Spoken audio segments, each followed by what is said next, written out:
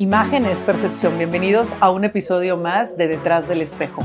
Un podcast donde juntos iremos descubriendo por qué nuestros invitados tienen la imagen que tienen, cómo han construido su marca personal, pero sobre todo es por qué tienen la reputación que tienen y cuál es el legado que quieren dejar.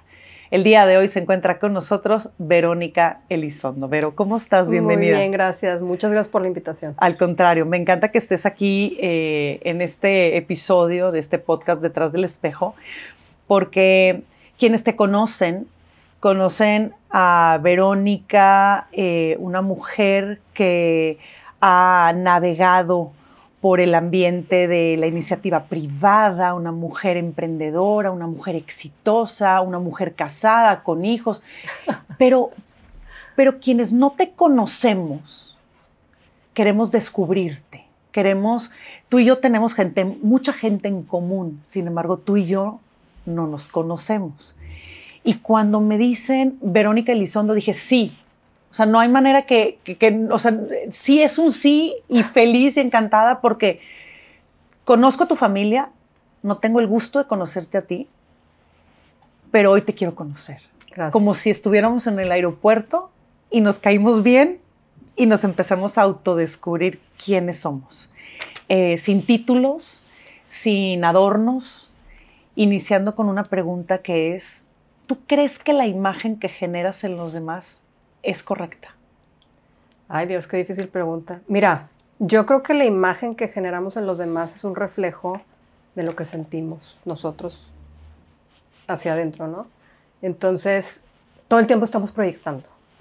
Y creo que esa imagen cambia con el tiempo también. O sea, si no sabes qué estás buscando, eso es lo que proyectas. Si estás contento y sientes que estás alineado con quién eres y con quién te presentas al mundo, creo que eso también proyectas. O sea, eso es lo que la gente percibe. Pero tú ahorita hablabas de una imagen, o sea, a lo mejor pública, ¿no? De títulos, de currículum. Y creo, para mí, que lo que viene en lo que tú presentas dentro de tu trayectoria, de lo que conoce la gente, es lo menos relevante. O sea, son como las culminaciones, esos títulos. Pero en los silencios en medio es donde se construyen las vidas. Qué bonito eso que acabas de decir. Pero en los silencios. En los silencios, en las pausas, en lo que sucede entre un reconocimiento y otro, un título, un puesto, un emprendimiento. Todo lo que sucede antes de llegar ahí, eso es lo que te construye como persona, ¿verdad? Pues el título es como marcar una banderita. Y lo voy a remarcar porque me encantó y lo quiero remarcar porque es como las canciones de los niños, ¿no? Entre más repetitivo sea, es más fácil aprenderlo. Pero entonces nos vamos construyendo también en los silencios, no en los 100%. Títulos. Pero tenemos una cultura que está muy enfocada en los títulos y muy enfocada en el lograr y muy enfocada en lo que se ve y lo que se proyecta. Entonces, cuando me dices, tu imagen, lo que ve la gente, pues no sé qué alcanza a captar, pero creo que las partes más importantes de quién soy no están ahí. En mi libro Imagen de Crack tengo una dinámica que es igual a la dinámica que tengo en mi conferencia Imagen de Crack, donde les pongo unas imágenes en la pantalla y les pido que me den la primera palabra o expresión que se les viene a la mente cuando ven esta imagen. Porque el cerebro humano, tú lo sabes, Vero, cuando ve una imagen genera una etiqueta. Sí. Entonces, para todos nuestros invitados, hacemos un ejercicio donde ponemos varias fotografías previas a poner tu fotografía, que es esta fotografía en la cual tenemos aquí, sí, con la que estamos presentando. Y quieres escuchar las opiniones de la primera palabra que se les vino a la mente cuando... Oh my God, sí, a ver, cuéntame por favor. Cuando vieron esta fotografía tuya, la primera palabra que se les vino a la mente a muchas personas fue profesionalidad, ejecutiva, trabajo, licenciada, empoderamiento, autoridad, directora, estricta, maestra, corporativa, líder y alegre.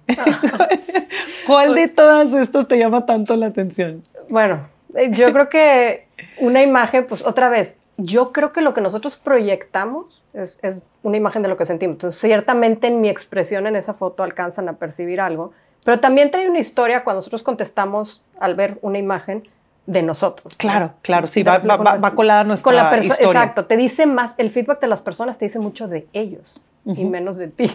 Pero Me encanta la idea de que digan que me ven como maestra. ¿Qué sientes tú cuando escuchas la palabra maestra? ¿Resuena Pues en tu vida? siento que es alguien que puede aportar, que puede apoyar, que puede acompañar, ¿sabes? Los otros títulos como que son más... Estricta, ¿cómo ves cuando dicen estricta? Estricta, yo creo que no está tan lejos de la realidad. Soy muy estricta conmigo y es algo Claro. que he tenido que aprender a relajar porque eso también se refleja pues en mi camino, ¿no? Tengo estándares muy altos, sobre todo conmigo misma. Con mis hijos dicen que soy una mamá exigente, pero a la vez soy una mamá demasiado entregada y cariñosa. O sea, no hay nada que no haría en la vida por la gente que quiero. Cuando escuchas la palabra maestra, quiero volver a retomar esta palabra. Cuando escuchas la palabra maestra, es alguien que viene a enseñar, alguien que viene a dejar. Alguien que te puede aportar algo, ¿no? Que te puede arropar. Para mí un maestro yo creo que las figuras más importantes en mi vida para mí han sido maestros. Porque es gente que te enseña, que te quiere guiar. No es nada más pues un jefe o una persona con la que te tocó trabajar. ¿Me explico? Creo que el maestro tiene un propósito. ¿Qué le has aportado a nuestra comunidad? Ay, Dios. Porque si te ven como maestra, es porque algo en ti hay de eso. Yo no sé si es algo que ha aportado o no. Me encantaría pensar que he podido dejar huella. Primero, por tratar de romper paradigmas que estaban, porque pues ya, y ahorita platicábamos un poquito antes de eso, yo ya voy a cumplir 50 años, entonces mi carrera profesional... Por favor, pásanos qué te estás tomando. La verdad es que, no sé, o sea, te puedo asegurar que habrá personas que te vean y digan, está en sus 30. No, ay, qué linda. En verdad, te lo prometo, no es por nada. No, para nada. Yo creo que la gente con la que trabajo y los proyectos en los que me involucro, a mí me envigorizan. Y la razón por la que eso sucede es porque yo siento que hay energía que es renovable. Entonces, cuando le pones energía a algo donde sientes que estás teniendo un impacto, esa energía se te regresa. Cuando estás trabajando por un fin que es transaccional, eso no sucede, ¿no? Entonces, me dices tú, ¿qué he hecho yo por mi comunidad? Me gustaría pensar que he entregado todo lo que he podido para lograr cambiar para bien, ¿no? Uno de mis pilares, creo yo, ha sido el continuar el avance de las mujeres en el ámbito laboral, porque venimos de una cultura y de una trayectoria donde las mujeres a lo mejor tienen un rol todavía más limitado. En México las mujeres profesionalmente todavía vamos detrás, tanto en compensaciones como en puestos, como en avance. Y el rol de las mujeres nos limita. Y el rol tradicional de ser una cuidadora del hogar, que a lo mejor te limita la posibilidad de desarrollarte profesionalmente en ciertas etapas de tu vida. Y creo que el ambiente laboral y nuestra sociedad lo castigan de diferentes maneras, ¿no? Entonces, para mí eso siempre fue uno de los pilares, el lograr que se abrieran espacios para que las mujeres tuvieran la oportunidad de tomar esos caminos sin que fuera algo dictaminado, porque no hubiera la oportunidad. Y por otro lado, tener una sociedad más abierta e inclusiva, porque estamos tan acostumbrados a tener estándares de lo que debe de ser, de lo que es correcto, de lo que es exitoso. Y hay muchas maneras de ser humano. Yo tengo un hijo, el mayor de mis hijos, que tiene autismo y el mundo no está preparado para conocer personas diferentes. Lo que hacemos típicamente, tradicionalmente los seres humanos, es tenerle miedo a lo que es diferente a nosotros. Y para mí es una competencia, es una habilidad a desarrollar el ver algo diferente a ti y decir, ¿qué le aprendo? En lugar de, eso es diferente a mí, prefiero no verlo, prefiero no investigarlo, prefiero que no esté cercano a mí porque a lo mejor es algo que me descalifica. Acabo de ver un video, creo que fue un video, no recuerdo de quién, decía que inteligencia, sabiduría, es saber que otras personas piensan totalmente distinto a nosotros y aún así lo aceptas y no quieres ni imponer, allá. Pero no es querer ni cambiar ideas, exacto, ni pensamientos, ni imponer las mías. Es como entender que hay personas pensando distinto y aceptar que es válido que alguien piense distinto. Yo no puedo pensar igual. No nada más válido, es enriquecedor. Claro. Cuando estamos en un ambiente donde todos somos homogéneos, todos somos iguales, consumimos las mismas noticias, tenemos las mismas ideas, vamos a los mismos lugares, ¿cuándo vas a tener una idea innovadora? ¿Cuándo vas a poder cuestionar algo que no van a salir ideas o soluciones creativas a los problemas que estás enfrentando? Por definición, y eso está súper estudiado, no lo inventé yo. O sea, hay investigación al respecto. Los equipos heterogéneos son mucho más eficientes en resolver problemas que los homogéneos. Porque los homogéneos llegan a la misma solución. Entonces, sí, todos estamos de acuerdo, nos ponemos de acuerdo y entonces que no eso vemos. sucedía cuando la misma generación estaba como en las empresas. Pero cuando ya hay cambio de generación, que ahorita ya son 3 o hasta 4 generaciones dentro de una misma empresa, que hay tanta variedad de pensamiento que aceptan. Si la dejas claro, surgir. Si aceptan. Yo creo que siempre ha habido algo de diversidad en el pensamiento, porque en las empresas siempre hay pues, el empleado más joven, el más alto, y dependiendo de la profundidad o el tamaño de la empresa, siempre vas a tener diferentes rangos de edad, ¿no? Desde que empiezas a trabajar hasta la gente que está dirigiendo. Pero yo creo que es más importante eso que dices tú, que aceptan, que son abiertos a recibir opiniones diversas, ¿no? Y creo que vivimos en un ambiente, a ver, México es 99% católico, ¿verdad? Y tenemos una diversidad de razas, pero la verdad no culturalmente muy distintas. Entonces, por definición, la heterogeneidad o la diversidad más fácil para nuestro país es el de incluir mujeres y hombres en el trabajo. Simple y sencillamente porque pues, tenemos puntos de vista distintos al ser seres humanos con situaciones distintas, ¿no? Y ahorita, pues la verdad es que ahí vamos avanzando, pero no tenemos una participación concreta de mujeres en el ámbito laboral. Todavía no sabemos bien a qué te dedicas porque estamos empezando a descubrirte, pero antes de que entremos a esa parte y luego vamos a entrar al tema personal, familiar, ¿cuáles son tus 3 no negociables en la vida? Mis 3 no negociables en la vida. No voy a hacer algo que comprometa mis principios. O sea, nunca voy a trabajar o participar en un proyecto en el que sienta yo que no es congruente con lo que yo... ¿Te han propuesto algún proyecto que hayas dicho, no va con mis principios, prefiero retirarme? Sí. ¿Se puede saber de qué se trataba el proyecto sin decir nombres, sin decir como especificaciones? Sí, era ser parte de un equipo de muy alto nivel en el ámbito político público. Ajá. Y como no estaba yo de acuerdo ni alineada con lo que estaban proponiendo hacer, a pesar de que hubiera sido profesionalmente una extraordinaria oportunidad, dije no. Ya sé. ¿Cuántas veces han tocado a tu puerta el tema político? Pues algunas, pero pues no ha habido una alineación. No creo que es el vehículo correcto para lograr lo que hasta ahorita. Porque va muy alineado al que lo que te proponen no está dentro de los valores. Sí. Porque aparte has tenido la política muy cerca en tu vida, pero eso lo vamos a investigar más adelante. Sí. Entonces me dijiste 3, te acabo de decir 1. Me dijiste 1, 2 más. El segundo no negociable es que jamás voy a sacrificar a mi familia por un ámbito laboral y he tenido que optar por decir que no o por bajar el ritmo. O sea, vamos, yo no trabajo, o sea, no existo para trabajar. El trabajo es un complemento y es una parte muy importante de mi identidad, pero mi familia siempre es primero, ¿no? Mi familia nuclear y mi familia extendida. Y el tercer no negociable, pues yo creo que es que si no estoy haciendo algo que aporta, hay una fórmula por la que yo me rijo, porque soy ingeniera, by the way, ¿no? Ya sé que la foto decía licenciada, pero soy ingeniera. Entonces, creo que no aparento lo ingenieril. Bueno, dijeron que eras licenciada cuando vieron la fotografía, sí. Pero no, eres ingeniera. Entonces, pero fíjate que ahí mezclan un poco lo estricta, ¿no? Porque los ingenieros... Soy una licenciada estricta, muy bien. que es igual a ingeniera. Exacto. Entonces, hay una fórmula que yo desde muy niña, a mí me da mucha tranquilidad tener las fórmulas. O sea, las fórmulas me dan paz, ¿no? Y los Exceles... Tú eres de números. Soy de números. Sin embargo, soy una persona que me encanta la literatura y en algún momento pensé estudiar letras. Me fui por el tema del que hubiera tantas respuestas a una pregunta, me daba un poquito de ansiedad. Entonces, los números eran 1 más 1 eran 2, ¿no? Una cierta certeza. Claro que la vida es cero certera y luego ya eso lo vas aprendiendo con el camino, ¿verdad? He terminado trabajando más bien en temas de desarrollo humano que me encantan. Entonces, la vida te corrige. Pero desde entonces yo decía, a ver, la felicidad es igual a tu realidad menos expectativas. Así de sencillo. F igual a R menos E, ¿verdad? Si tus expectativas están por encima de tu realidad, pues tu felicidad es negativa, ¿verdad? Si tu realidad está por encima de tus expectativas, pues tu felicidad es positiva. ¿Qué tienes que juegas con esas 2 variables? O ajusto mi realidad si no me gusta mi trabajo, lo cambio, no me gusta lo que estoy viendo en el espejo, me corto el cabello, me pongo a hacer ejercicio, no sé. O sea, tienes ciertas variables con las que puedes trabajar para cambiar tu realidad.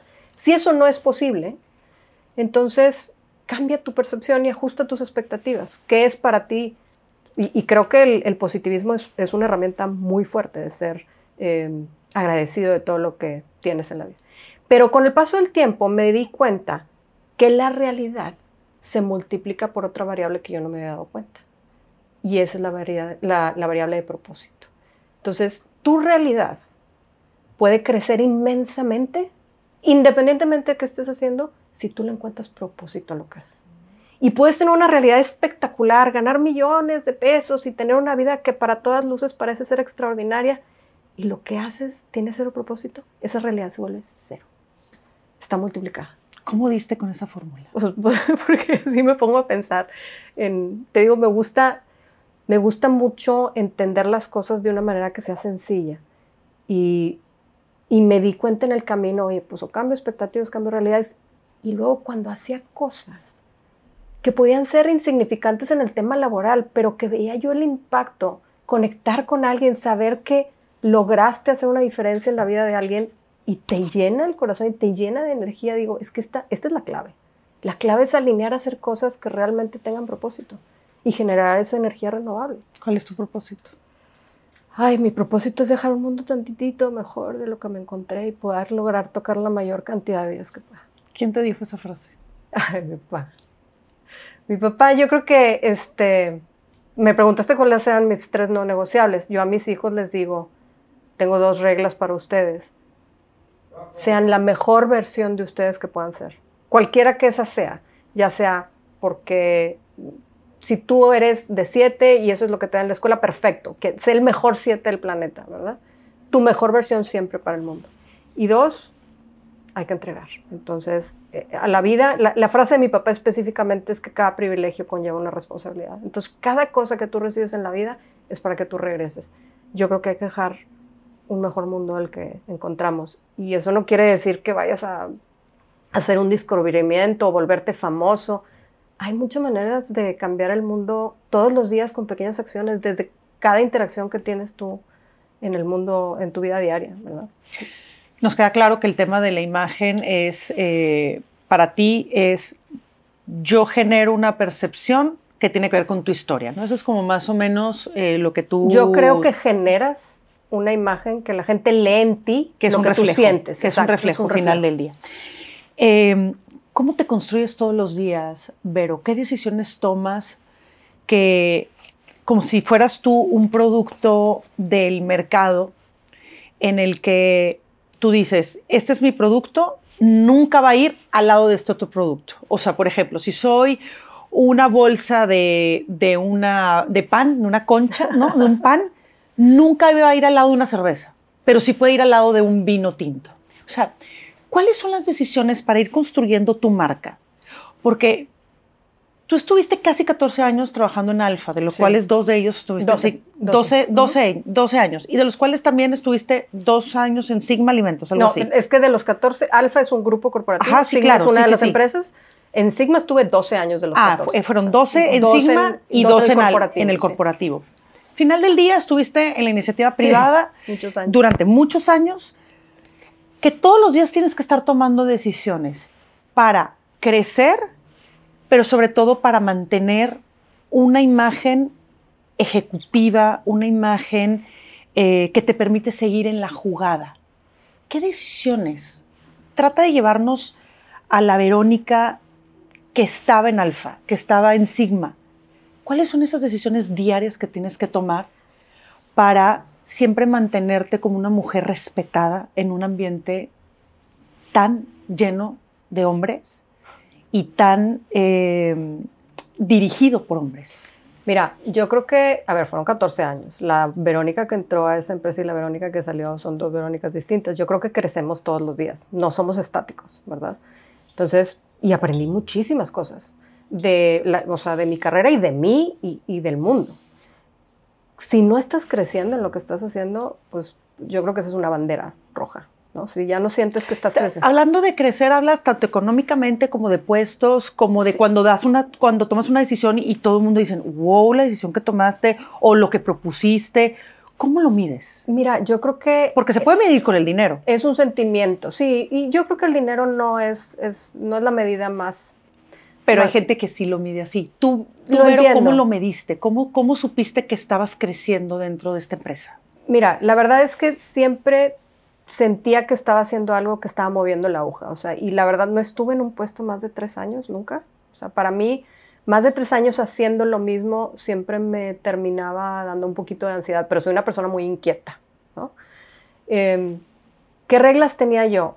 Si me estaban entregando algo que hacer y la tarea era mundana, siempre estaba tratando de innovar. Y la verdad es que sí soy medio... Mis jefes lo dirían, ¿verdad? Era, híjole, qué difícil tenerme porque era como les decía yo, soy como un entrenador personal que cuando estás ahí lo odias, sabes que lo necesitas y después se lo agradeces. O sea, entonces a ti te odiaban, pero te amaban. Yo O sea, había creo que un amor-odio. yo creo que había un tema de Verónica logra las cosas, pero nos cuesta trabajo porque nunca me callé las verdades. Y eso en un ambiente corporativo a veces es incómodo. Pero te voy a frenar ahí. Yo he sido una mujer que digo las cosas como son, de frente y a la cara. Yo no me ando entre las ramas, pero eso a mí me ha cobrado facturas también. muy fuertes. ¿Cómo te las ha cobrado a ti? De muchas maneras. Me detuvo en mi crecimiento sin duda, porque las culturas están diseñadas para crecer, pues digamos que en conjunto, y cuando hay un elemento que está siendo disruptivo, no siempre es lo más, ¿verdad? Pero a pesar de ello, sabiendo que a lo mejor te estancabas en tu crecimiento, ¿seguías diciendo las cosas como son? ¿O sí Sí, te no. empezaste a callar las cosas? Aprendí, ¿sabes? Te voy a decir, nunca me callé las cosas, aprendí cómo decirlas. Híjole, qué Y bueno. aprendí el momento correcto. Una cosa que para mí es bien clara, hay un libro que me tocó leer en el camino, me encanta leer, pero uno en particular que se llama The Switch, que quiere decir, o sea, el cambio, ¿no? Pero hablaba acerca de cómo cambiar las cosas cuando las cosas eran difíciles de cambiar. Y hablaba de una parábola de un elefante y un jinete. Vamos a llamarle jinete porque el nombre de quien está encima de un elefante es otro nombre, pero digamos un jinete, ¿no? Quien está como encima del elefante. Y dice que normalmente lo que sucede es que si tú quieres llevar al elefante a algún lugar, siendo el jinete, pues al principio a lo mejor lo puedes lograr, pero el animal pesa 3 toneladas y el jinete es pequeñito. Entonces, por fuerza bruta no vas a lograr las cosas. Y el jinete representa la carga emocional de las personas. Perdóname, el elefante representa la carga emocional de las personas y el jinete es la parte racional. Entonces, cuando nosotros tratamos de hacer un cambio, de vender una idea, de lograr, le hablamos a los jinetes. Y la parte emocional es todo lo que traemos adentro, ¿no? Entonces, los miedos, lo que representa para las personas. Y a veces es bastante... no lo tenemos consciente, es inconsciente. Entonces, al decir tú las cosas directamente, le estás hablando a la cabeza, pero a las personas hay que reconocer los elefantes que traen. Hay que entender qué es lo que mueve a la gente y entender cómo lo que tú estás tratando de transmitir los va a afectar. Esa parte me costó mucho trabajo porque la verdad es que yo era mucho de choque, de decir así es y así debería ser. Como sí, confrontando. De las cosas deben de ser así. Y me retroalimentaban que era muy dura y no lo entendía al principio. Y poco a poco fui entendiendo que todos traemos elefantes y todos recibimos lo que escuchamos en base a esas cosas que cargamos emocionalmente. Entonces, lograr un cambio, lograr una cultura, hacer las cosas en conjunto, tiene que ver con que todos estemos sintiéndonos arropados y seguros, ¿no? Entonces, creo que esa parte fue una súper escuela para mí. De estar en el mundo corporativo donde hay tantos protocolos y tantos niveles y tantas jerarquías y entender que... Y estructuras. Muchas estructuras. Que para ti eso es fundamental. Sí. Por ser ingeniera. Sí. Y la estructura me da mucha paz, pero a la vez creo que navegar esas limitantes era frustrante, ¿no? Muchas veces era frustrante. ¿Llegabas al trabajo a veces hasta como desencarada, así como hasta como de mal humor, Vero? Ah, por supuesto. De hecho, en alguna ocasión me dijeron, todo bien, todo perfecto, tus resultados perfectos, nada más que la gente cree que estás enojada todo el tiempo, ¿verdad? Y entonces me decían, tienes que sonreír más. Y yo decía, ¿cómo? O sea, voy a llegar como princesa de Disney. Hola, hola. El saludito, ¿verdad? Así grande, grande, chico, chico. Pero me sentí, y estaba a veces en las juntas, y te da risa, pero es cierto, estaba en las juntas porque yo me concentro y frunzo mucho el ceño. Y eso se lo heredé a mi papá, ¿verdad? Entonces somos así como que cuando nos concentramos hacemos Sí, así como sí, si, sí. De hecho, te pareces mucho. Tu ¿verdad? papá. Sí. Entonces le decía, papá, es tu culpa, que cuando yo estoy concentrada parece que estoy enojada, ¿no? Y me acordaba en las juntas y era de repente de estar así como que viendo la presentación y de repente yo, me acuerdo que era como involuntario decir, no, sonríe, sonríe. Pero te voy a decir por qué te lo pregunto. Hace como 3 semanas vi un video que decía, sonríe aunque no tengas motivo para hacerlo. Aunque te estés bañando, antes de dormirte, cuando estés en el coche, tú sonríe. Porque la sonrisa le manda información a 100%. tu cerebro de felicidad. Y yo, te lo juro, yo hace 3 semanas tengo 3 semanas, Es Vero, verdad. que yo también siempre ando como de mal humor, pero por impotencia de que las cosas no me salen como quiero que salgan, y por este perfeccionismo que de repente, cuando somos muy ejecutivas, como que estamos muy apegadas al perfeccionismo. Tengo 3 semanas que voy manejando y voy sonriendo, o pongo música, o sea, me provoco la sonrisa. Pero es correcto. A ver. Y sí cambia. No, porque, 100%. Porque mi actitud ha cambiado, o sea, ahora siento que sonrío más, en automático. Es parte de lo que yo creo que aprendes en el camino de la vida. Tú crees que la vida se tiene que dar y no, tú la tienes que construir. Y escogemos todos los días cómo nos queremos sentir. Hay también otra teoría de otro libro que acabo de leer hace poquito. De hecho, lo dice Mel Robbins, pero no es la única. Que se llama heart hunting, que es ser cazador de corazones. Y dice que la retícula del cerebro que está arriba es como una redecita que podemos entrenar. Entonces, la gente negativa, por ejemplo, esa retícula siempre está buscando información negativa, siempre está buscando lo que no ha sucedido bien, lo que no ha pasado. Entonces, tú puedes tener la visión todo el día de decir, me tocó el rojo, me duele la panza, me duele la cabeza, llegué tarde, como que tengo muchas juntas que no quiero estar. Puedes ver todo lo negativo. Porque esa retícula está negativa. Exacto, entonces constantemente está atrayendo esa información, pero la verdad es que la cantidad de información que recibimos todo el día es tanta que esa tiene que ser el filtro. Entonces lo que dicen es entrénala a buscar las cosas positivas. Y el primer ejercicio, que es muy sencillo, es ponte a buscar corazones. ¿Cómo que? Sí. En el mundo. Ay, yo tengo un amigo que tiene una cuenta de Instagram que se encuentra piedras. Y toma fotos. Sí. Bueno. O en las paredes de repente ve figuras de corazones de las hojas. Es impresionante la cantidad de corazones que encuentras cuando te pones a entrenar el cerebro. Y simple y sencillamente es un ejercicio para decir, puedes buscar lo positivo. ¿no? Claro. Y así como entrenas a tu cerebro a ver corazones, lo entrenas a ser agradecido de todos los días. Te juro que yo me subo todos los días en el carro. No todos los días nos tocan los días que tenemos hoy, anoche que llovió. Las montañas a mí me dan, bueno, un gozo, que digo, qué bonito lugar. O sea, imagínate vivir rodeado de montañas y cuando manejo la oficina digo, ay, Dios santo, es que jamás podría vivir en un lugar. Qué gozo y qué privilegio ver esto todos los días. Y son pequeñas cosas, o sea, el tener un trabajo que te gusta, o si no te gusta, tener un trabajo que te puede dar de comer. O sea, hay veces que nos enfocamos en lo negativo y hay que empezar a entrenar el cerebro a lo positivo. Entonces, Vero, para ir moldeando tu marca personal, fuiste descubriendo también que tenías que moldearte a ti también. 100%. O sea, no nada más eran las decisiones que tomabas y la postura y lo que proponías en el trabajo como una mujer ejecutiva, sino también empezaste a recibir feedback, lo aceptaste, abriste los oídos y dijiste, ok, ya. Sí, y yo creo que no fui buena para recibir el feedback en un principio. ¿Te costó? Me costó muchos trancazos. ¿Por qué? Pues... ¿Por ego?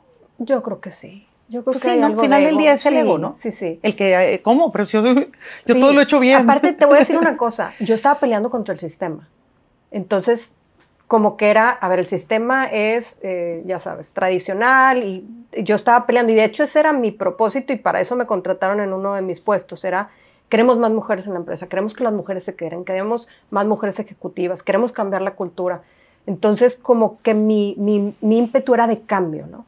Entonces, recibir de regreso, no, es que las cosas que tú estás haciendo están mal y entonces el cambio no necesariamente sea así, pues fue un círculo que me costó trabajo. Tuve que sentarme pues incluso arrepentirme, a pedir perdón varias veces, ¿no? ¿A otras personas? Por supuesto. ¿Podrías platicarnos algo? Mira, te voy a dar un caso así como... hubo una promoción, me ofrecieron un cambio de puesto, ¿no? Entonces yo iba a salir de un área a otra área. Y entonces mi jefe me habló para decirme, oye, te ofrezco esta área. Y le dije, bueno, ¿va a ser una promoción o no? No, no va a ser una promoción. Pero le dije, pero ese puesto ahorita es un nivel superior al que tengo yo. Sí, pero la persona que se va a otro puesto, pero entonces el puesto lo vamos a volver un nivel menor. O sea, haz de cuenta que me estaban ofreciendo irme a otra área, a dirigir otra Pero área. a bajarla, bajándola de nivel. Y yo decía, ¿cómo? No, sí, es que ahorita a él le vamos a dejar no sé qué, y entonces tú te vas a quedar con la otra parte. Le dije, pero pues él sí es director.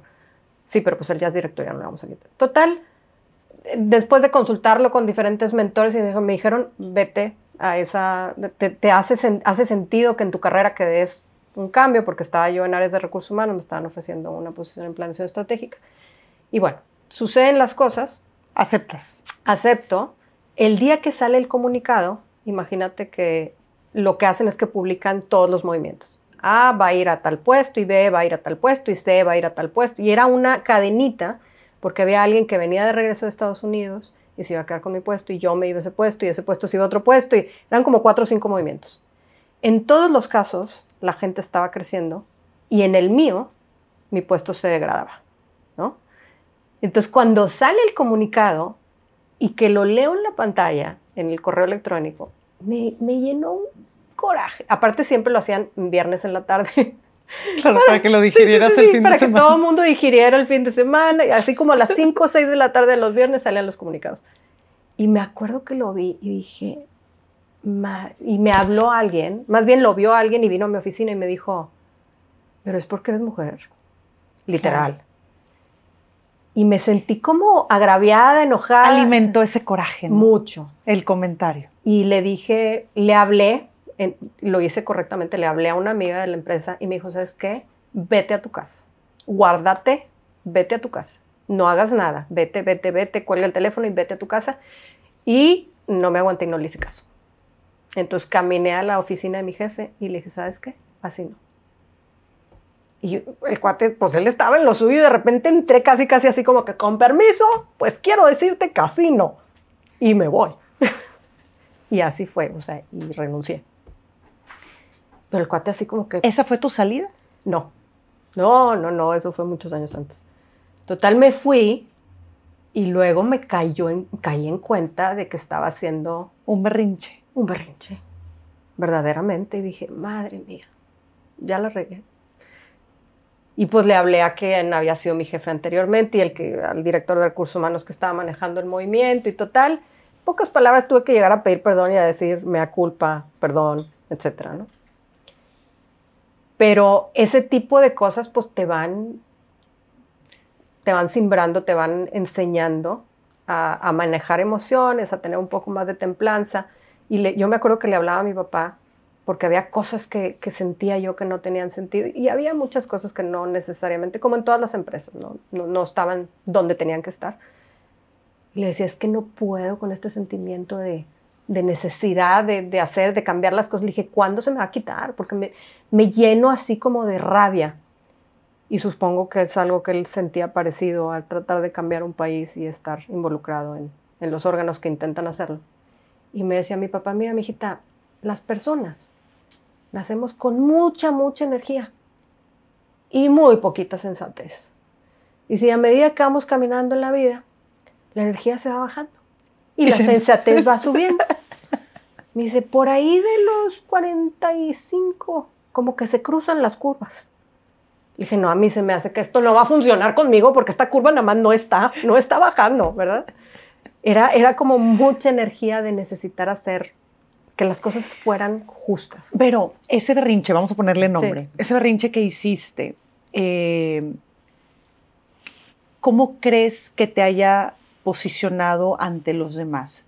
¿Afecta? Mira, yo creo que sí. ¿O marcó un antes y un después de cómo se tienen que hacer las cosas dentro de una empresa? No, yo creo que, a ver, tampoco fue como que todo el mundo supo y demás, ¿verdad? Pues le renuncié a mi jefe. Me queda claro que es algo muy interno. Yo creo que para mi jefe, por un lado fue, híjole, ojalá esta mujer no trabaje conmigo mucho tiempo, ¿verdad? Y luego cuando vine a pedir una disculpa fue, bueno, mínimo puede reconocer sus errores. Entonces, creo que me dio un poquito de humanidad. Nunca se pelearon con mis resultados, entonces sabían que si me encargaban algo iba a suceder y se iba a lograr. Pero fue como una O sea, a lo mejor fue una pequeña cicatriz en mi carrera por un rato. No me tardé mucho en volver a crecer, ¿eh? Entonces, cometer errores no es... O sea, no podemos vivir la vida sin cometer errores. Pero lo que importa es cómo los enfrentas. Claro. Entonces, yo me hubiera quedado en mi berrinche y hubiera salido y hubiera dicho, no, es que son unos malditos y no... Pues a lo mejor eso hubiera sido una marca muy negativa y me hubiera dejado una imagen más negativa. Ahora, yo no creo que te encuentres a alguien que te diga que yo era una mujer pasiva y bueno, todos te van a decir que era aguerrida y ¿verdad? De armas tomar en algún momento, que pues es parte de mi personalidad, soy una mujer con energía. Pero creo que cómo le das la vuelta a las cosas cuando te tropiezas, habla mucho más de ti que el hecho de que cometas un error. Pero ahora entremos a una etapa donde es como conocer las raíces. ¿En qué seno familiar naces? ¿Cuántos hermanos son? ¿Quiénes son tus papás? ¿Qué estudiaste? ¿Y cómo te desarrollaste después de estudiar la ingeniería que estudiaste? Pero vámonos desde el inicio. Ok. Yo soy la segunda de 4 hijos. Tengo un hermano mayor, 2 años, casi 3 años mayor que yo. Fernando. Luego soy yo. 8 años y medio después. Ah, caray. Nace mi hermana Catalina y luego pegadita mi hermana Elisa. Entonces siempre fuimos 2 generaciones. O sea, éramos Tato y Vero y las niñas.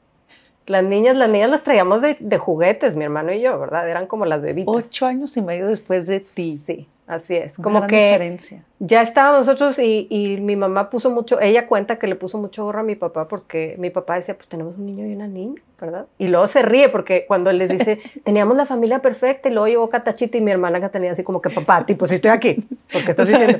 Sí, no lo digas enfrente de mí. No, pero es que nuestra vida no sería la misma sin mis hermanas. La verdad, yo gozo tener hermanas, las agradezco todos los días, las quiero muchísimo.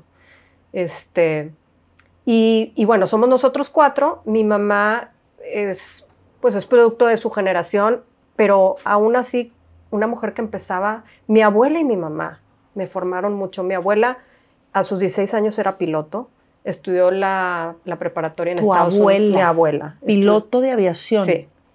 Sí, así es. Pero, o sea, ¿trabajó para ello? No. Era piloto, o sea, aprendió a pilotear. O sea, una mujer como que no estaba quieta, limitada por los... ¿Estás hablando de una abuela? Sí. Mi abuela nació en el 29. Sí, o sea, te iba a decir 1917, por allá. Ella estudió la preparatoria en Estados Unidos y luego fue parte de las fundadoras del Partido Acción Nacional cuando las mujeres todavía ni podían votar. O sea, era una mujer activista, era una mujer...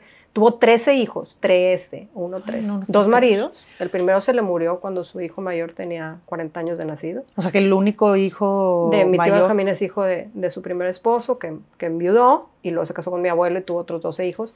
Una mujer muy extraordinaria. Aparte, volvió a estudiar cuando mi mamá entró a la carrera. Mi mamá es la tercera de los 13, y terminó la carrera con ella. Mi mamá no acabó. Y luego hizo 2 maestrías, mi abuelo. O sea, era una cosa, a sus 70 años estaba todavía estudiando. En la UDEM le cambiaron las clases al primer piso para que no tuviera que subir porque creo que ya tenía 75 cuando estaba en esa maestría. Mi mamá estudió la carrera, no acabó porque se casó con mi papá, pero fue de las mujeres que decidió estudiar, que tampoco era común en su época. Y luego, cuando yo tenía 1 año, creo, inició un negocio que fue muy exitoso, lo tuvo como por 25 años. ¿Y de qué giró el negocio? Se llamaba Tamalito, no sé si te acuerdas. Empezó un negocio donde hacían tamales, una fábrica de tamales, pero aparte con un sentido social.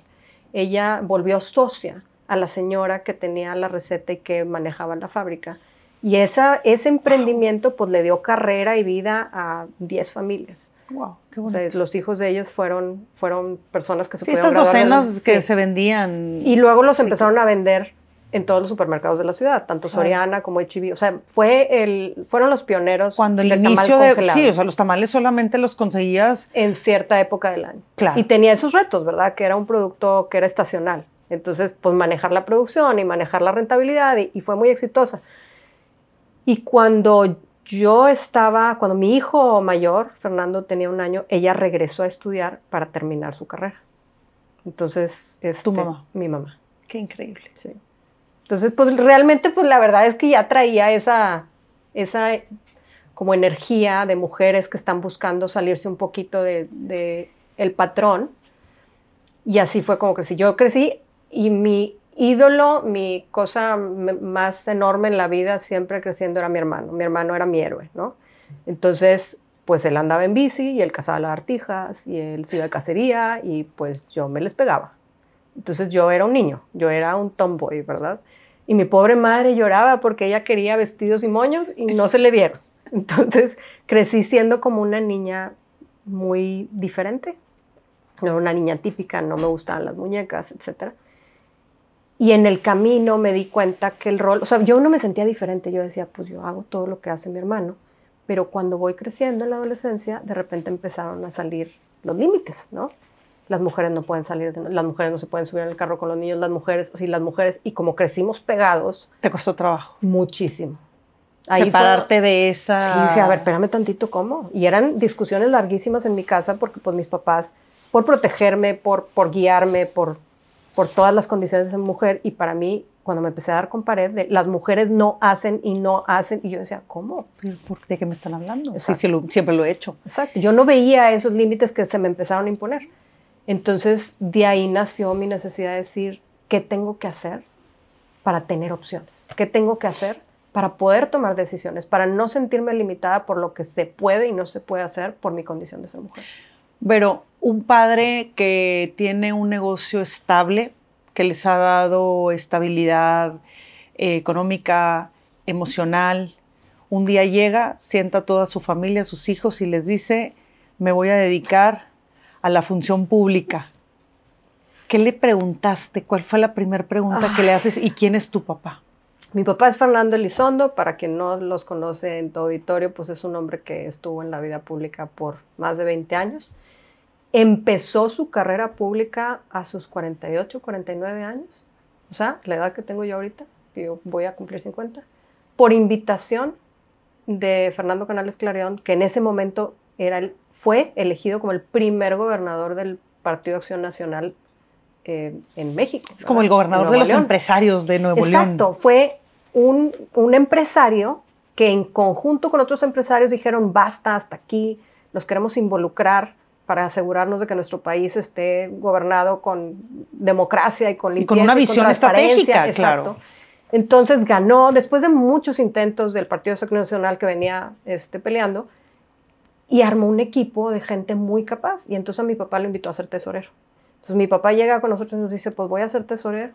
O me están invitando a ser tesorero. Sí nos pidió permiso, claramente, porque él siempre ha hecho todo como en consenso. Y yo le dije, papá, pero pues ahorita tú eres un empresario, era director de un negocio y tenía, pues, le iba muy bien, ¿no? Y dije, ¿de qué vamos a vivir? Yo ya estaba graduada, pero era así como que tienes 2 niñas, todavía tienes que pagar 2 carreras. Y me decía, le dije, ¿vas a ganar? Me dijo, no, pues en ese momento me acuerdo porque yo vi el cheque llegar. Ganaba menos que mi novio. ¡Hala! Ajá. No, o sea, tú tenías un novio cuando cabeza. Tu papá... Mi novio, que ahora es mi esposo, era mi novio, y mi papá ganaba menos que mi novio. Porque lo que sucedía, ahí te va, en la vida pública, es que había sueldos por nómina, que era lo que les pagaban con su cheque, y el resto eran como participaciones que les daban en efectivo. Esas participaciones eran de este tamaño. ¿Por qué? Porque lo que hacían era pedir la nómina para los maestros muy grande, sacar ese dinero en efectivo y repartir. De los primeros cambios que instituyó Fernando Canales, mi papá como tesorero, fue aquí no hay distribuciones en efectivo, se acaban. Pero eso implicó que los sueldos se volvían pequeñitos. Era nada más lo que estaba en la nómina y en el cheque. ¿Por qué? Porque en el registro público tú podías ver cuánto ganaba un funcionario público. Y no querían que fuera un sueldo grandote. O sea, era un sueldo chiquito. Así se manejaban, pero pues les repartían en efectivo. Y cuando sucede eso, ¿qué es lo que publica la noticia en el periódico? Reducen nómina de maestros y se suben el sueldo. Porque pues dijeron, bueno, pues si voy a ganar esto, si voy a mantener gente de este perfil, pues había gente que tenía que mantener, que no necesariamente tenía un patrimonio guardado para seguir su vida y necesitaba ganar. Pues algo, no vamos a decir oneroso, pero respetable. Entonces suben los sueldos, los aprueba el Congreso. Y esa fue la noticia. Se suben los sueldos y bajan la nómina de los maestros. Eso es una de las cosas de... ¿Que recuerdas? Sí, pero muy claramente. Era bien frustrante saber lo que sucedía y ver la historia que se publicaba y la diferencia abismal entre una y otra. Pues tu podcast Detrás del Espejo, ¿no? Lo que la gente ve y lo que hay detrás. Los silencios y los títulos, ¿verdad? Entonces, así fue como llegó mi papá. Y eso inició una historia de lucha continua de todos, porque aunque mi hermano sí estuvo como diputado, todos estábamos muy involucrados y todos tenemos pues yo creo que esa energía y esa necesidad de sentir que podemos aportar al país, cada quien desde su trinchera, ¿no? Cuando tienes a una abuela, como lo acabas de describir, a una madre que aparte dada a la sociedad apoyando tantas familias con este negocio, a un padre que frena su crecimiento profesional para dárselo a la vida pública, y veo en ti una mujer, Vero, dedicada 100% a la familia, al trabajo. ¿No te llama la atención lo social? ¿No tienes ¿Lo como social? esta vocación por servir a nuestra sociedad de una manera pública, de una manera como funcionaria pública? Yo sé que te han tocado la puerta, porque ya lo mencionaste, y porque aparte tienes madera. Pues lo de madera, no sé si tenga la piel. Pues yo creo que sí. Después de que has aprendido de esos berrinches que en su momento has hecho, y entre otras miles que has aprendido, creo que sí tienes el temple. Mira, pero ¿qué tendría que pasar? Tendría que tener una oportunidad donde yo supiera que sí se puede hacer una diferencia. El problema es que creo que como servidora pública a lo mejor podría hacer las cosas bien, o sea, pero como política no sé. No sé. Porque el juego de la política es distinto. ¿Te sería difícil mantener tu buena reputación en la política? Pues es muy probable, porque no lo controlas al 100%. O sea, lo que te acabo de decir es un pequeño ejemplo de lo que hacían, de lo que realmente sucede. Yo me tocó estar en ruedas de prensa, yo escuchaba y sabía lo que se había dicho y lo que se reportaba es lo que daba noticia, ¿no? Era la primicia que se iba a volver viral, o sea, era el escándalo, era el morbo. Entonces, creo que tú estás en un ambiente donde hablas de imagen pública, manejas eso. Es algo tan frágil, el balance entre la realidad y lo que se proyecta, sobre todo en la arena pública. Entonces, me encantaría poder hacer, en algún momento soñé con formar parte de organismos así como más mundiales, como la ONU, como agencias que estén buscando el cambio.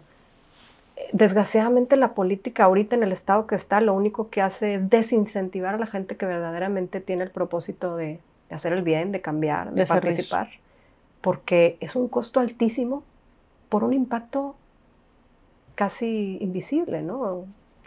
Entonces, no lo sé, claro, la verdad, es la respuesta. Ya nos platicaste de dónde vienes, cuántos hermanos son, quién es tu mamá, quién es tu papá, pero ahora platícanos de tu familia, la que tú has creado, de ese núcleo que es tan importante para ti y que así como tu abuela has sabido navegar en lo profesional y al mismo tiempo tener 13 hijos que en su momento tuvo tu abuela.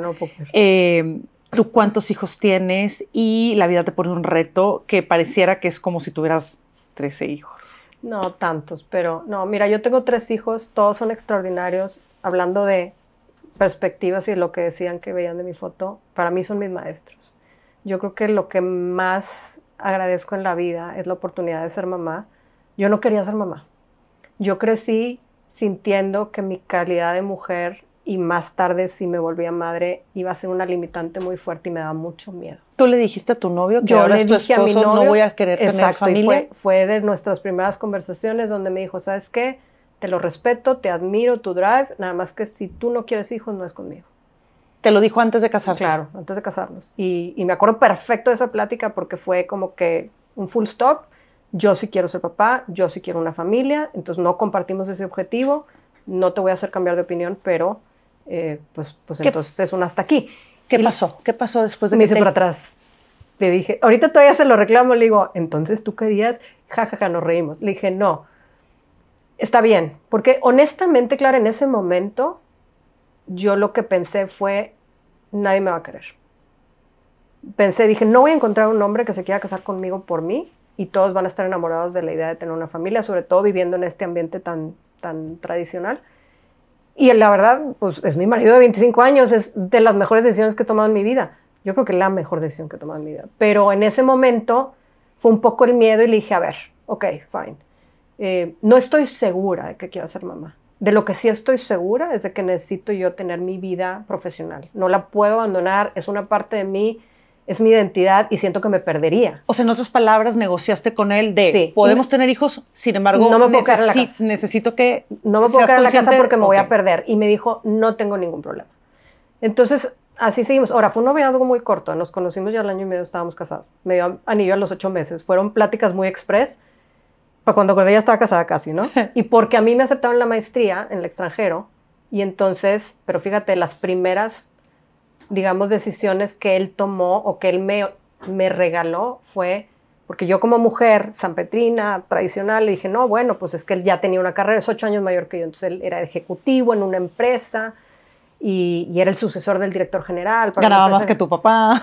Aparte, ganaba más que mi papá, que en ese momento estaba difícil. O sea, era muy exitoso, tenía 10 años invertidos ahí y dije, no, pues ¿cómo, verdad? O sea, me aceptan la maestría en el extranjero y... ¿Y ya casada?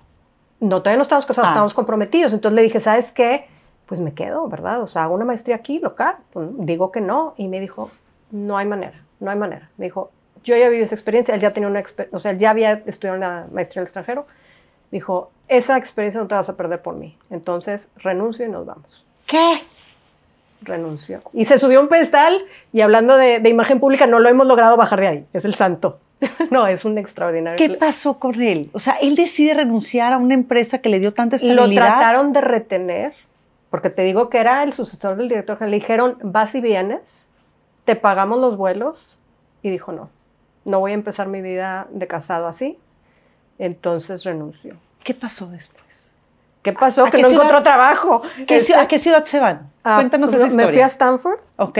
Y era Palo Alto, California. Entonces él se va persiguiendo el sueño. En aquel entonces, te estoy hablando del 99, donde empezaban los .coms. Olvídate, no había iPhone, no había... No, nada. Entonces dijo, vamos a ver si le pego. Apenas había el Viper. Exacto. Sí. Llegamos y por 6 meses no consigue nada. Entonces él vivió la frustración de sentir que no tenía de tener una actividad tan alta, profesionalmente hablando. Se me deprimió tantito, pero ayudó porque luego, cuando se voltearon los papeles, él me entendía perfecto. ¿Me explico? Cuando yo me quedé en casa a ser mamá, en tiempo completo, entendió perfecto mi situación. Entonces, eso que él vive es para que pues la vida comprenda tu etapa. Yo siento que sí. ¿Qué pasa después de 6 meses de que no encuentra trabajo? Finalmente, ¿dónde viene el golpe de suerte? Bueno, se acomoda en una consultora. ¿Allá? Sí.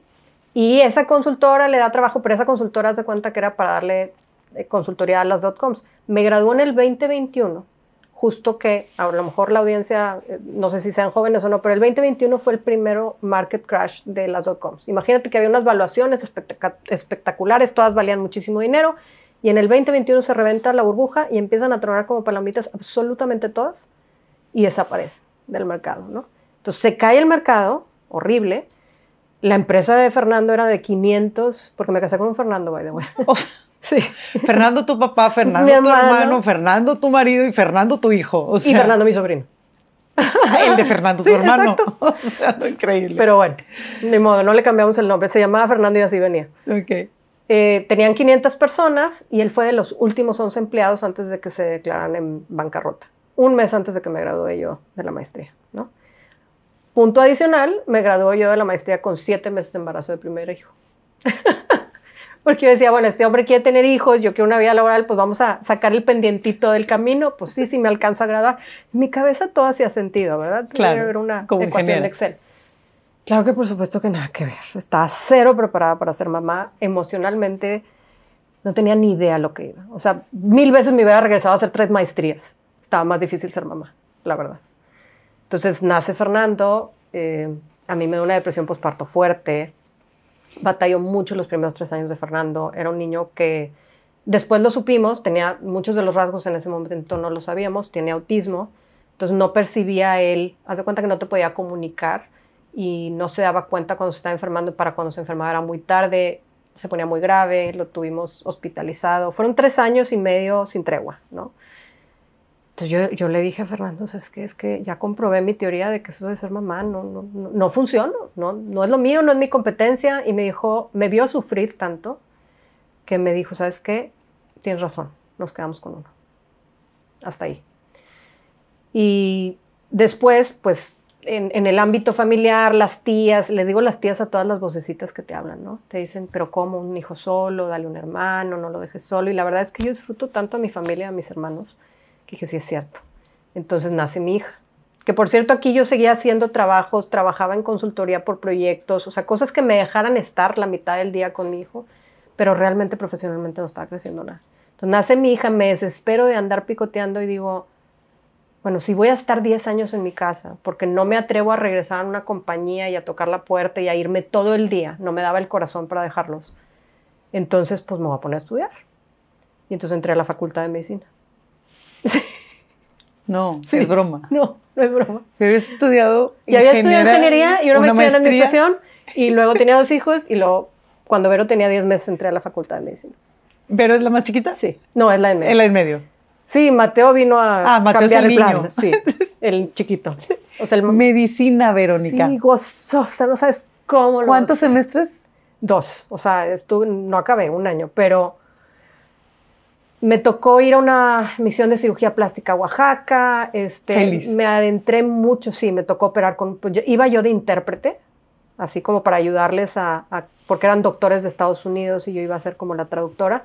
Y a la mera hora les faltaban enfermeras, instrumentistas, y pues las que estaban ahí no hablaban inglés, entonces vas para adentro y al quirófano, y me tocó operar No lo 70 puedo creer, el niños. giro que acaba de dar esta entrevista. Me hablaba Fernando porque me fui 10 días a Oaxaca y me decía, ¿y cómo estás? Y yo lloraba y le decía, es que estoy demasiado feliz. Yo lloraba porque no los extrañaba, porque me paraba a las 6 de la mañana, acababa a las 11 de la noche y yo decía, quiero más. Era Qué gozoso. padre, Entonces, bueno, pues si a divertido. alguien se le ofrece una sutura, eso sí puedo hacer, ¿no?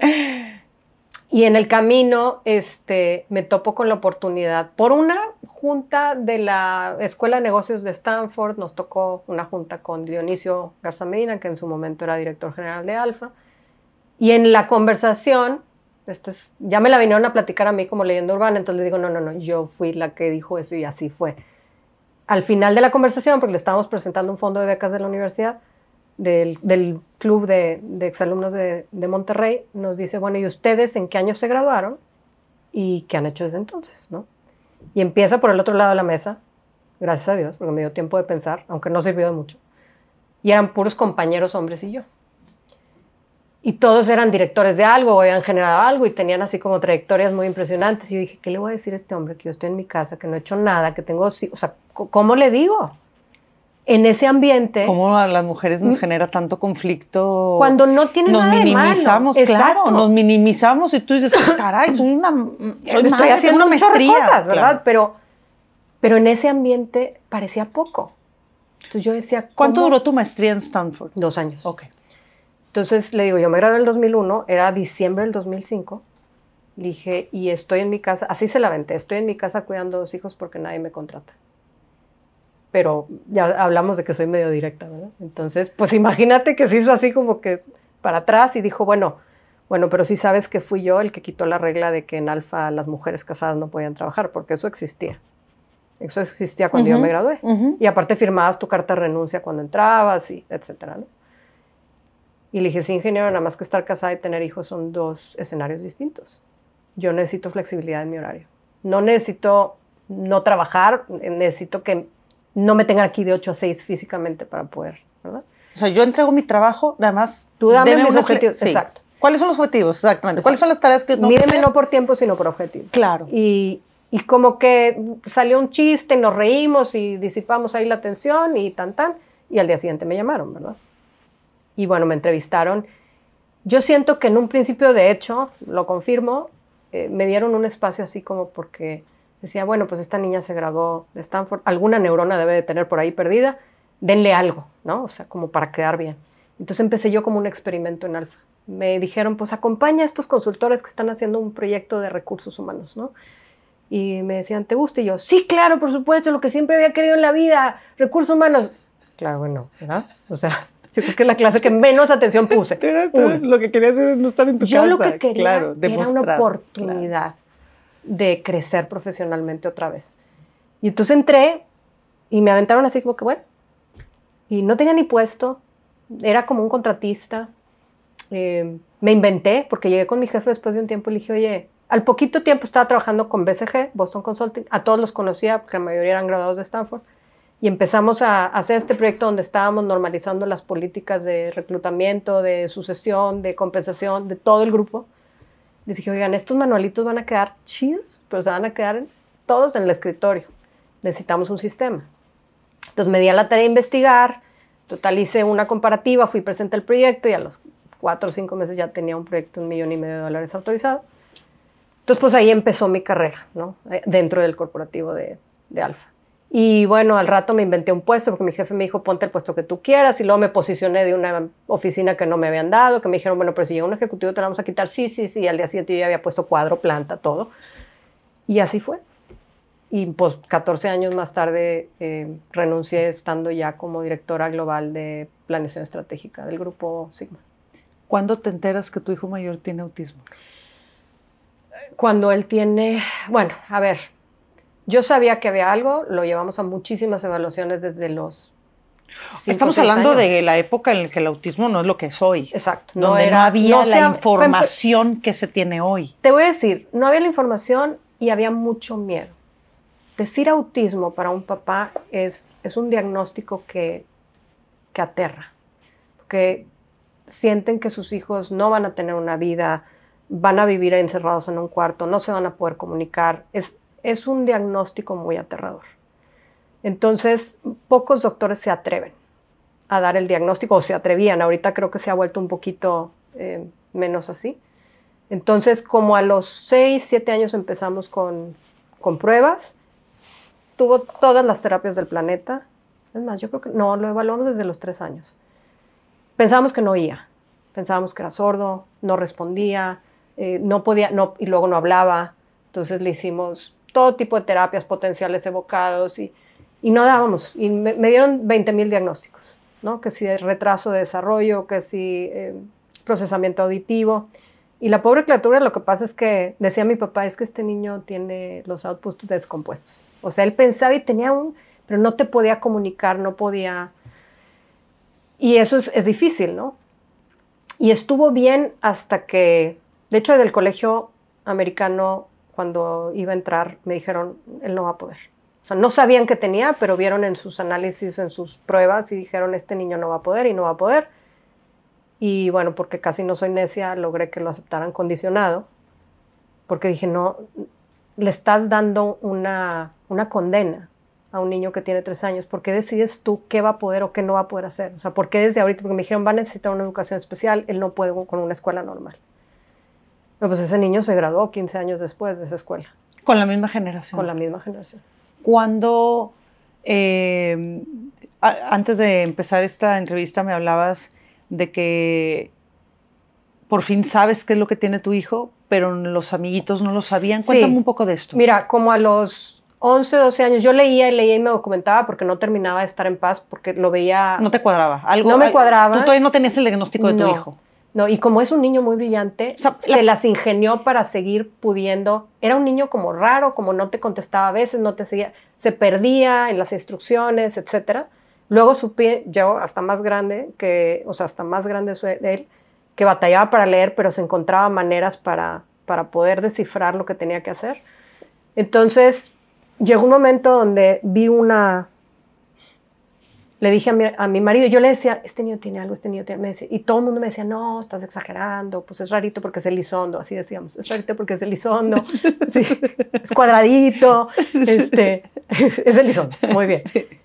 Hasta que un día le dije, ya viste, él no lo interactuaba como yo, él no lo veía en ambientes sociales, no lo veía en las cosas del colegio, pues como mamá yo tenía como... Y aparte era tu primer hijo, no tenías bueno, comparación. Nace Vero y le da 3 vueltas, ¿verdad?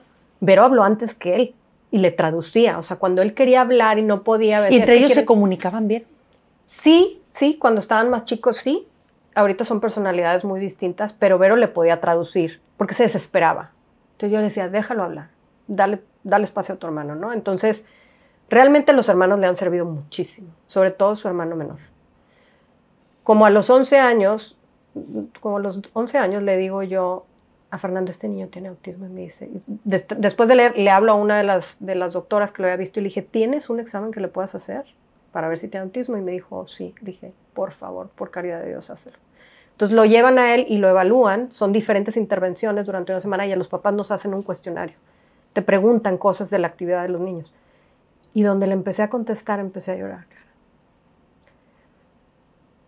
Había tantas cosas ahí que yo había visto en mi hijo y que las veía como una falta, como una limitante, que se las exigía.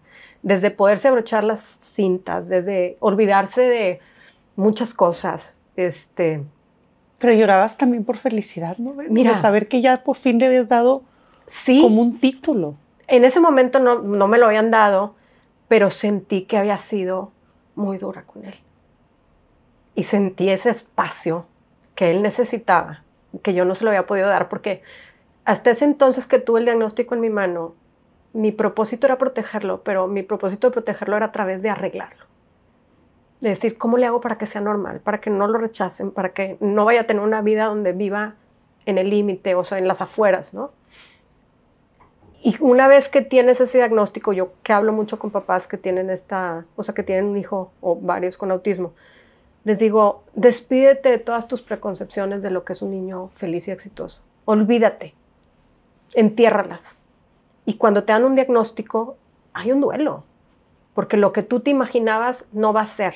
Y te tienes que hacer a la idea que va a construir una vida muy distinta a lo que tal vez tú te imaginabas, pero igual de bonita.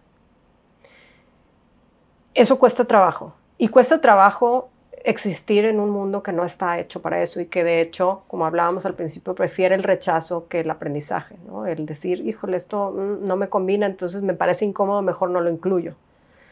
A raíz de ese examen nos lo confirman y yo le dije a la doctora, ¿qué hago con esto? Dijo, primero que nada necesitas un diagnóstico médico, ese era un diagnóstico pedagógico de cómo él aprendía. Y luego finalmente fuimos a Estados Unidos, lo diagnosticó un doctor allá. Y me dijo, ¿qué quieres? Antes de que lo diagnosticara, porque fue toda una semana de pruebas en una clínica en Pittsburgh, me dijo, ¿qué estás buscando? Le dije, yo estoy buscando herramientas para ayudar a mi hijo a construir la vida que él quiera. Me dijo, ok. Y al final de la semana me dijo, dije, pero como era un niño tan funcional dentro del autismo, le dije, a lo mejor es borderline, a lo mejor no es. Me dijo, no, tu hijo tiene autismo, pero en el momento que vino y se sentó aquí, el primer día yo sabía. Y me dio 10 diferentes características que vio.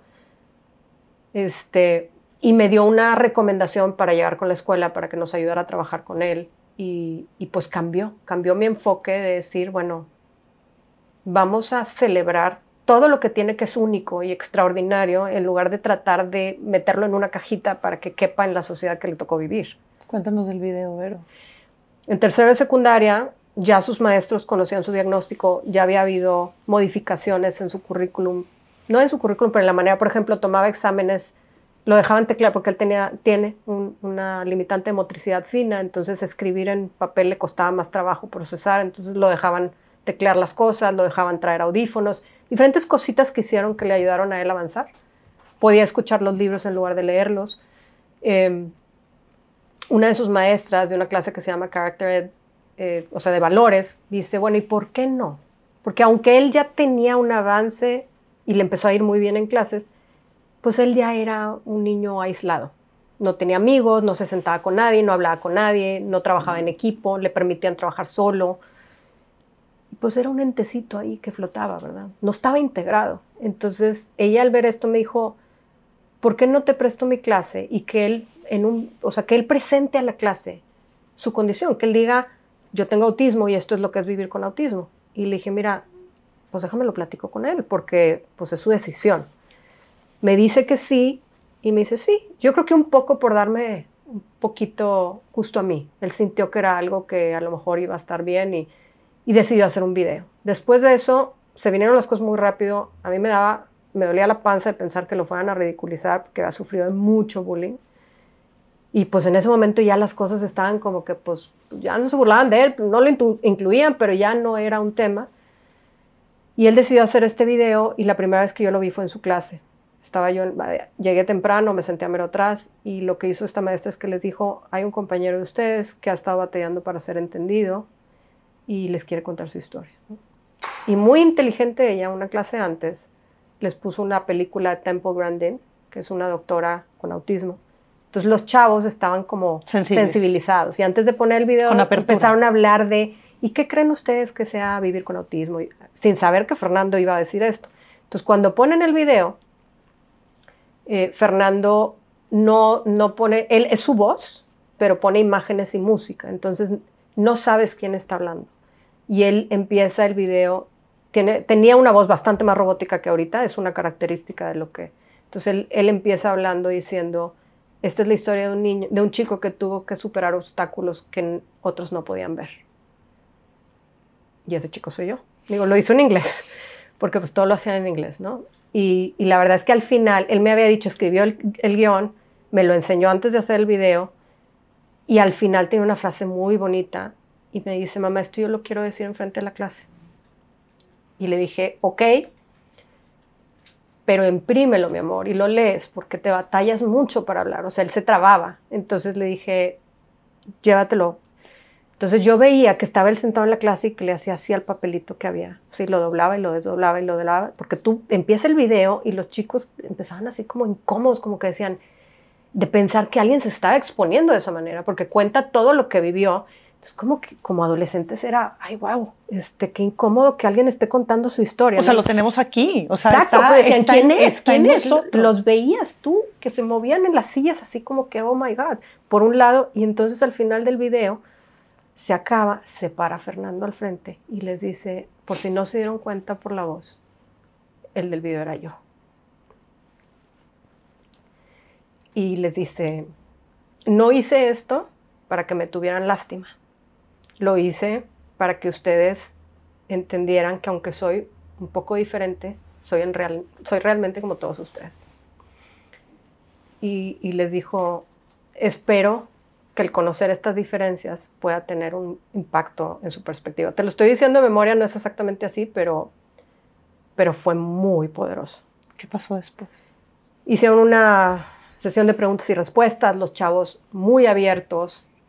Yo creo que cambió mucho, como lo veían, de ser un chico aislado, se volvió una persona que al exponer su vulnerabilidad, decir, este soy yo, se volvió como muy valiente y muy líder. O sea, no te voy a decir que se volvió el líder de la gene, pero sí cambió como lo veían. Se volvió el video, como lo subió a YouTube para proyectarlo ahí. ¿Que lo podemos encontrar? Sí, claro. ¿Cómo lo encontramos? Se llama My Asperger's Experience, de Fernando López. Pero espérate, porque hay uno mejor.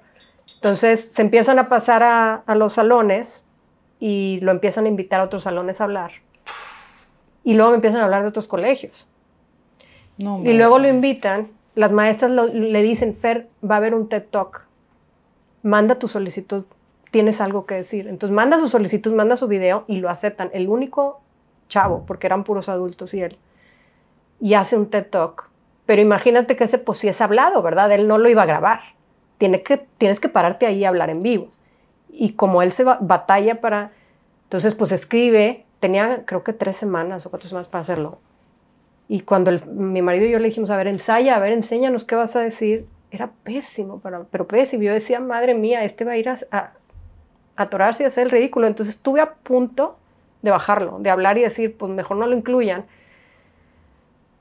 Lo platicamos Fernando y yo, y todavía el día que lo llevé, porque todavía no manejaba, lo llevé a la escuela.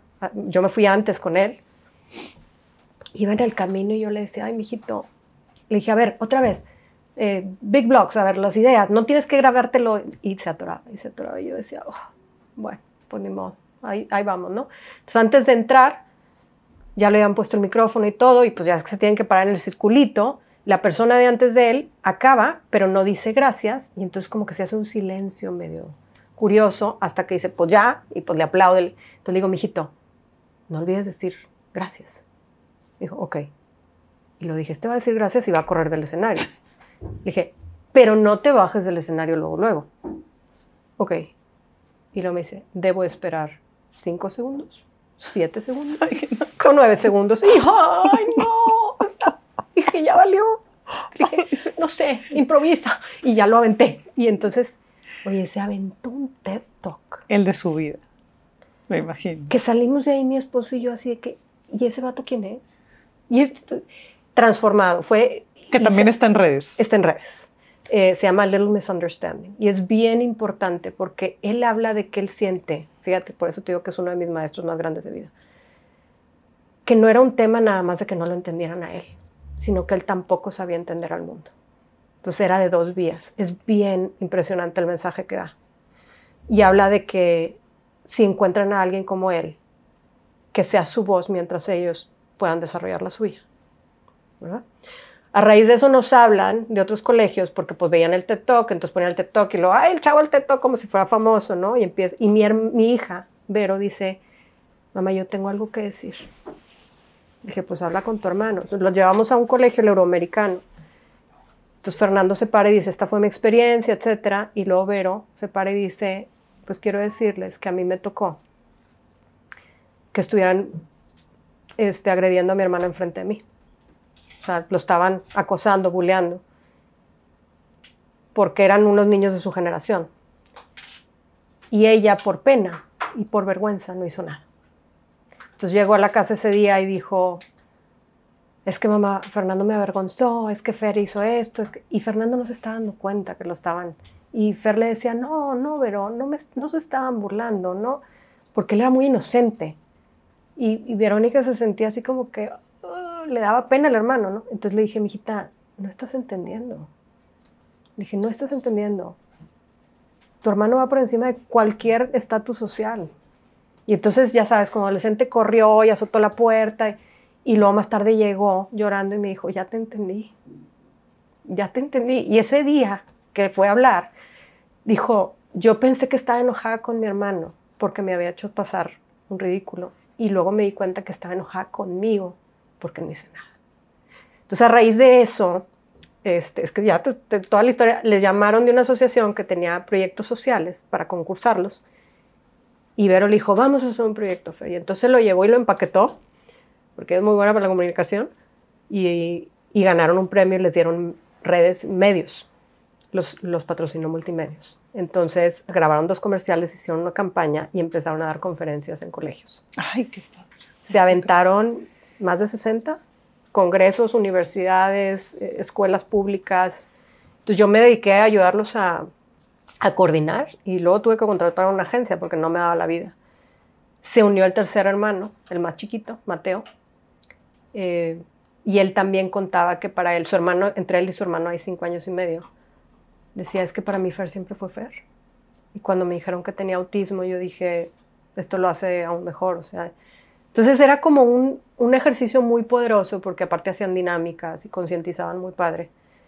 Y la verdad es que yo aprendí muchísimo. Y creo que en ese momento de mi carrera que estuve apoyándolos con eso, fue muy al final de mi tiempo en Alfa, me di cuenta que cuando estás haciendo algo poderoso y con impacto, no hay compensación que valga. Y cómo hay personas que pueden catapultar nuestra imagen.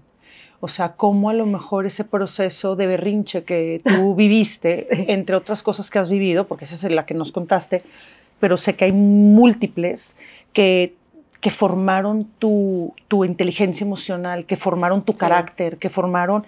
Pero como esta maestra que te da la oportunidad de, en mi clase, que Fernando diga cuál es su condición, cómo eso hace que haya personas que nos reafirmen quiénes somos en la vida, qué podemos ser, cuál es el límite que podemos tener o cuál es el alcance que podemos llegar a tener. Pero ha sido un gustazo platicar contigo. La verdad es la entrevista más larga que he tenido. Ay, perdón. No quiero ni cortarla porque en verdad es demasiado enriquecedor platicar contigo. Pero yo no quiero irme sin antes preguntarte 2 cosas. Te voy a hacer una última pregunta, que esa es una pregunta sorpresa.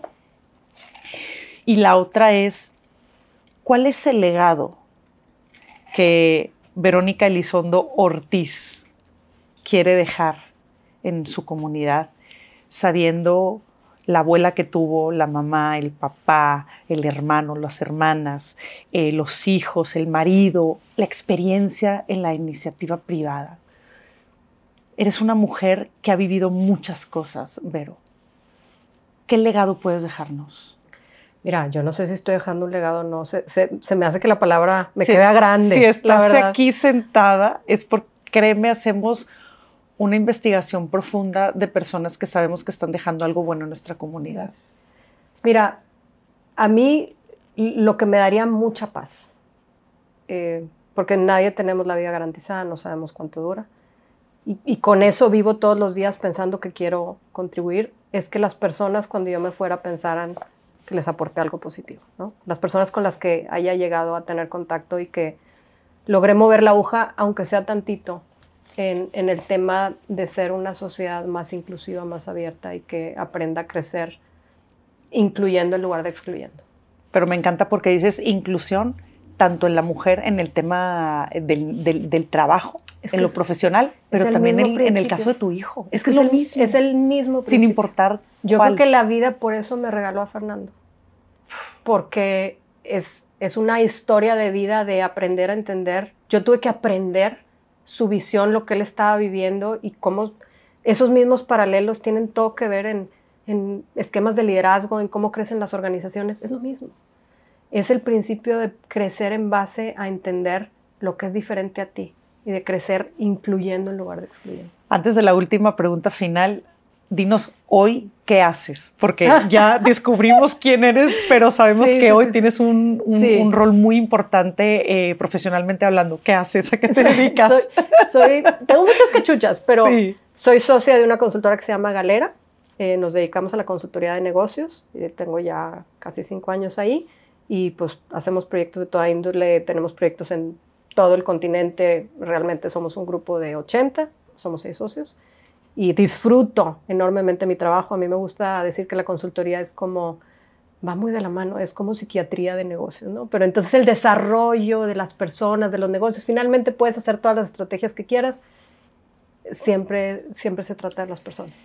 Y aparte tengo un fondo de inversión que se llama Merlo Capital, tenemos unas inversiones en conjunto, lo llevo con mi marido y soy consejera independiente de varias empresas. Entonces, Endeavor es una de ellas. Endeavor, estoy en el Consejo Norte, pero aparte estoy como mentora y pues estoy en Fibra Monterrey, estoy en Arabella, estoy en Ginequito y en muchas de la sociedad civil también. En la asociación, digo, en el Consejo de Exalumnos de Stanford también. Entonces, pues sí, me divierto. La pregunta final, si fueras un dulce de tu infancia, ¿cuál serías y por qué? Un dulce de mi infancia. Híjole, es que un dulce de mi infancia me la pusiste. Me estoy tratando de acordar qué me encantaba en mi infancia. Yo creo que sería dulce de leche. Me encanta la cajeta. ¿Sabes qué? Me gustan los postres de viejito. Me gusta la calabaza en tacha, la capirotada, la semita, claro, la cajeta. Yo creo que yo sería cajeta. ¿Y eres bien cajeta o qué? Qué padre, en verdad, mil gracias por acompañarnos y qué bonita vida has llevado. Gracias por la invitación, en serio. No, y gracias a ti por compartirte, en verdad, muchísimas gracias. Te lo agradezco muchísimo. Si te das cuenta, yo te puedo presentar a mujeres y a hombres llenos de títulos, pero si te diste cuenta en este caso, el título fue hasta el final. Lo que enriquece la imagen, la marca personal y la reputación de una persona es los silencios y también los títulos, pero lo que no se sabe en el camino que construye los títulos públicos de una persona. Espero que les haya gustado. ¿Quién sigue? No sé, pero manténganse aquí atentos a quién va a ser nuestro siguiente invitado. Esto fue Detrás del Espejo. Mi nombre es Clara Villarreal. Hasta la próxima.